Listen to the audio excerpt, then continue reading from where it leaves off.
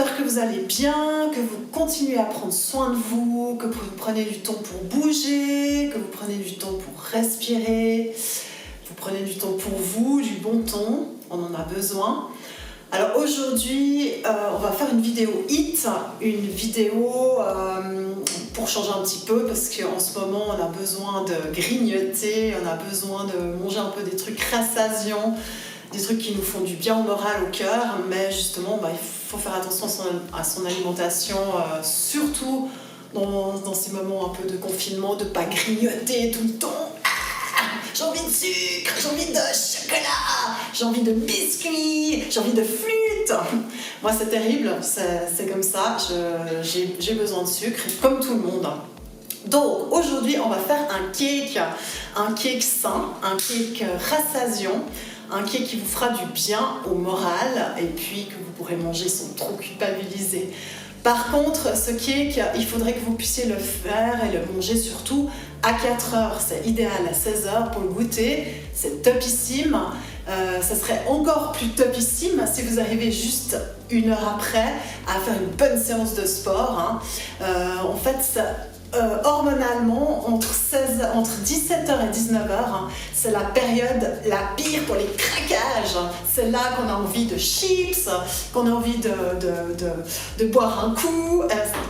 Donc il faut se recentrer justement ce 17-19h et puis essayer justement d'avoir un bon goûter, une tranche de cake avec une bonne tasse de thé, un verre d'eau, une bonne séance de sport et puis tranquillement entre 19h30 et 20h, un bon repas le soir. Donc aujourd'hui je vais vous proposer ce cake à l'orange. C'est le cake qui a été validé par mon entourage, donc c'est-à-dire ceux qui sont en confinement avec moi. Je parle de mon mari, de ma fille Emma et de son amoureux Elio, qui sont d'ailleurs toujours derrière les caméras. Donc pour cette deuxième vidéo hit. Alors pour cette recette de cake à l'orange et chocolat, vous avez besoin de 300 g de farine. Alors là je vous ai mis la farine en grains, c'est une farine ancienne, au blé très ancien, très très peu de gluten. Si vous avez le choix, utilisez vraiment des farines avec un indice glycémique très bas. Là il y a aussi du sarrasin, donc on va mélanger les deux.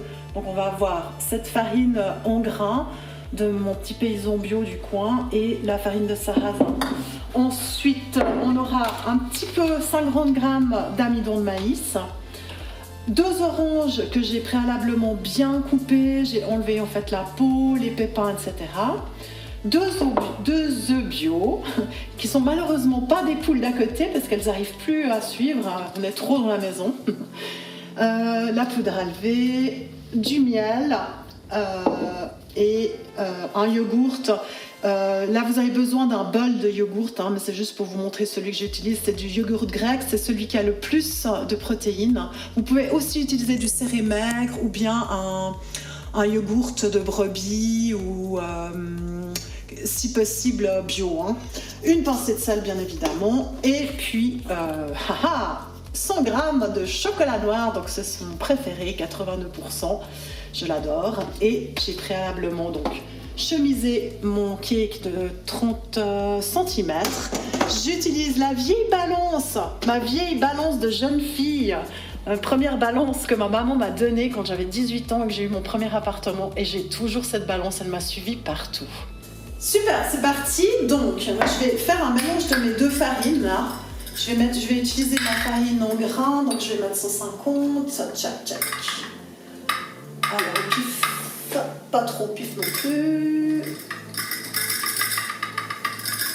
Voilà, 150, un petit peu plus, allez, hop.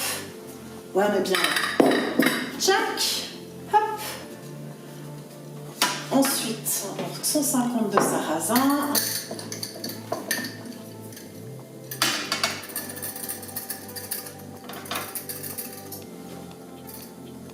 Eh ben j'en ai mis 200. On va devoir en enlever. Super, j'ai ma super cuillère. J'essaie d'être le plus attentif possible, mais je dois avouer que faire une recette devant 2 caméras, c'est pas... On apprend tous les jours. Donc 150 de ce sarrasin que vous pouvez aussi utiliser pour les crêpes, que vous pouvez utiliser même dans tout plein d'autres pâtisseries, les biscuits. Pourquoi pas le pain aussi, hein. Je crois que c'est pas forcément la farine qui est la mieux utilisée parce qu'elle lève un peu moins. Ensuite, donc, je mets carrément un sachet de poudre à lever parce que justement avec ces farines qui ne lèvent pas trop, on peut sans autre mettre un sachet entier. Je brasse un tout petit peu, une petite pincée de sel de Guérande, hop. Et puis 50 grammes, heureusement il m'en reste juste 50 je crois. C'est l'amidon de maïs bio. Alors si vous avez autre chose comme amidon, ça va aussi très bien. La maïzena, c'est tout ça l'affaire. On va vraiment mettre très peu, mais ça suffira. Aucun problème. Hop. Chic.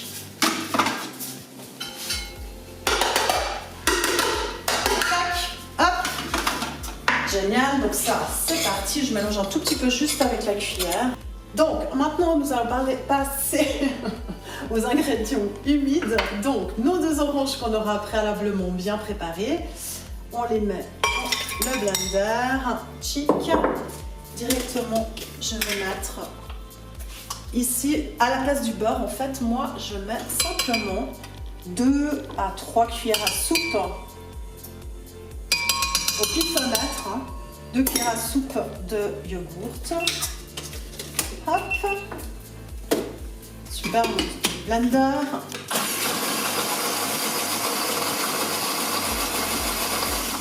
Très bien. Parfait. Bonne texture. Je mets au centre. Magnifique. Hop. Ensuite, mes 2 œufs. Hop. Et l'aspect indispensable, le sucre. Sauf que moi, j'utilise pas de sucre.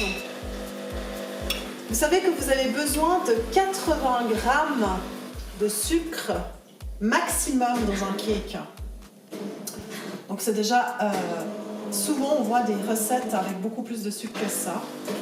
Pour que ça corresponde à peu près à 80 grammes, moi je mets 2 bonnes grosses cuillères de miel. Là c'est un miel du Jura, trop direct.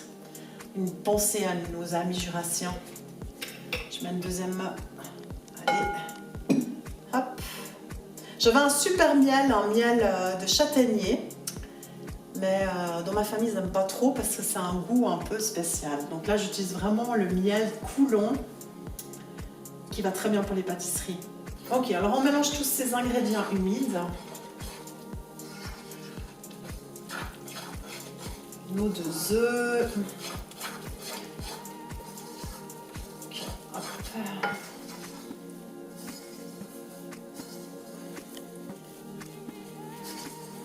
J'espère que mon cake va pas rater. Parce qu'on peut toujours avoir des surprises. Je dois avouer que je cuisine toujours à l'instinct. Donc je regarde les recettes qui m'inspirent et puis je les refais à ma sauce. Souvent il y a beaucoup trop de sucre, beaucoup trop de farine. Et on peut remplacer le beurre justement par du yogourt, du cérémègue, du sérac, des choses comme ça.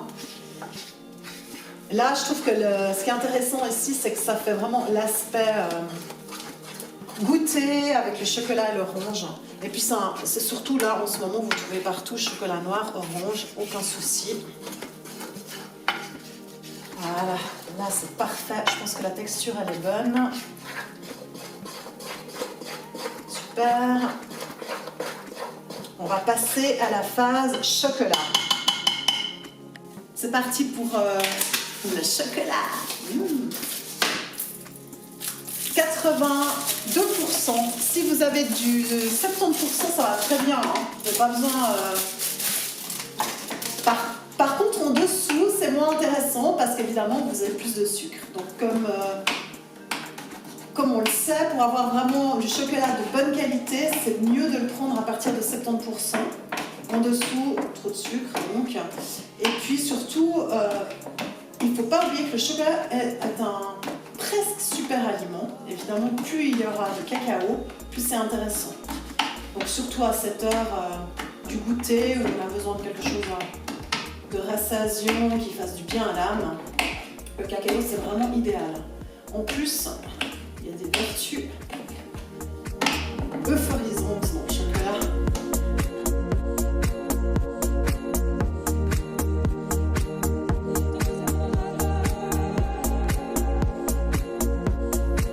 Alors, je vais mettre plus ou moins, vraiment plus ou moins la moitié, oups,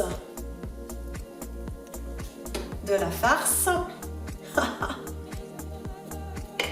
Check.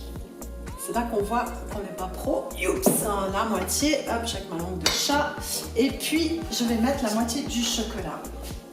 Alors là, je pense que vous pouvez aller carrément avec les doigts. Je me suis préalablement, bien sûr, lavé les mains. En ce moment, de toute façon, on se lave les mains à peu près 50 fois par jour, si ce n'est pas plus. La moitié, ça va fondre tranquillement. C'est parfait.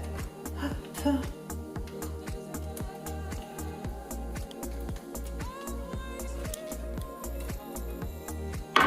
Et puis, je mets le reste.